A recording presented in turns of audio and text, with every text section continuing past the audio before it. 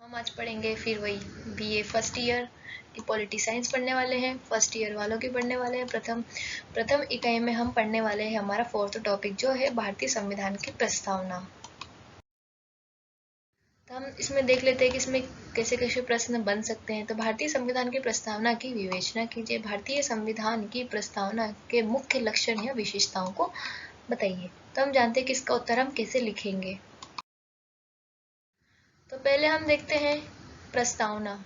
सबसे पहले मैंने आपको बताया था प्रस्तावना एक जो बुक है हमारे संविधान की, उसको सबसे पहले हम खोलते हैं, जैसे ओपन करते हैं तो उसमें सबसे पहले लिखी है प्रस्तावना। ठीक है, तो इसमें हम देख लेते हैं कि पहले थ्योरेटिकल पोर्ट हमें क्या लिखना है। तो हम लिखते हैं भारत का संविधान एक संविधान निर्मात्री सभा के द्वारा नियोजित एवं व्यवस्थित रूप में एक लिखित संविधान ये तो आप सबको पता होगा कि हमारा संविधान क्या है, एक लिखित संविधान है जिसमें प्रारंभ में संविधान की एक प्रस्तावना दी गई है जो इस प्रकार है। हम उसे अगली स्लाइड में देखेंगे और वो आपको याद होनी चाहिए। आप एग्जाम में लिखते हो तो इससे बहुत अच्छा इंप्रेशन आपके मतलब जो कॉपी चेक करते हैं उन पर बहुत अच्छा इंप्रेशन आता है।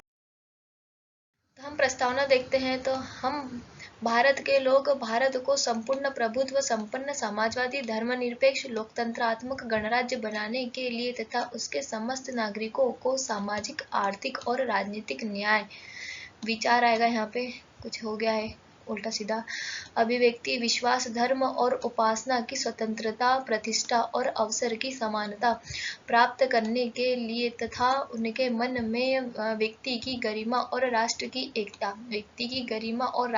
एकता तथा अखंडता सुनिश्चित करने वाले बंधुत्व बढ़ाने के लिए दृढ़ संकल्प होकर अपनी इस संविधान सभा, यहाँ पे सभा आएगा, सभा में आज तारीख 26 नवंबर 1949 ईस्वी को एकदत्त द्वारा इस संविधान को अंगीकृत अधिनियमित और आत्मसमर्पित करते हैं।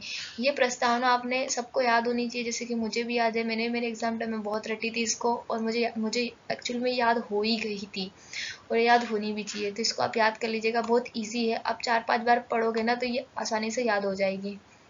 तो हम चलते हैं नेक्स्ट, इसको इरेज कर देते हैं।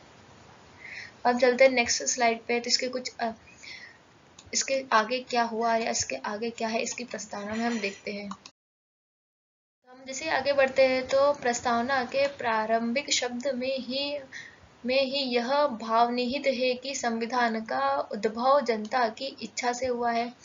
संविधान का जो उद्भव यानी विकास यानी उत्पत्ति से वह जनता की इच्छा से ही है और अंतिम सत्ता भी जनता में ही निवास करती है।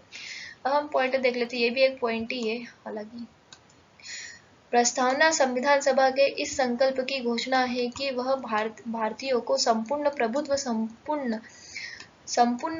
संपन्न लोकतांत्रिक गणराज्य बनाएगी। ठीक है, इरेज कर देते हैं।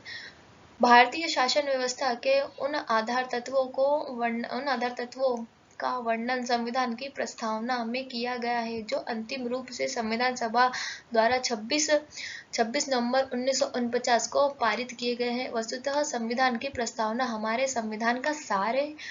यह उसकी प्रेरणा और आधारशिला है। यह भारतीय संविधान की आत्मा है। और वैसे कि हमारे आर्टिकल 32 में भी नहीं, 35 शायद 35 का 32 एक्चुअली याद नहीं, 35 या 32 दोनों में कोई सा भी जो नहीं, शायद 32, हाँ शायद 32।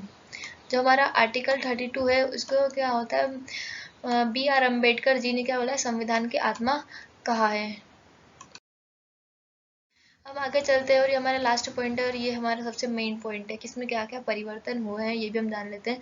तो फरवरी 1948 को प्रारूप समिति ने प्रस्तावना को स्वीकार किया तथा संविधान सभा ने कब करा, 27 अक्टूबर 1948 को प्रारूप प्रस्तावना पर विचार किया। फिर 26 नवंबर 1949 को प्रस्तावना को अंगीकृत कर लिया गया।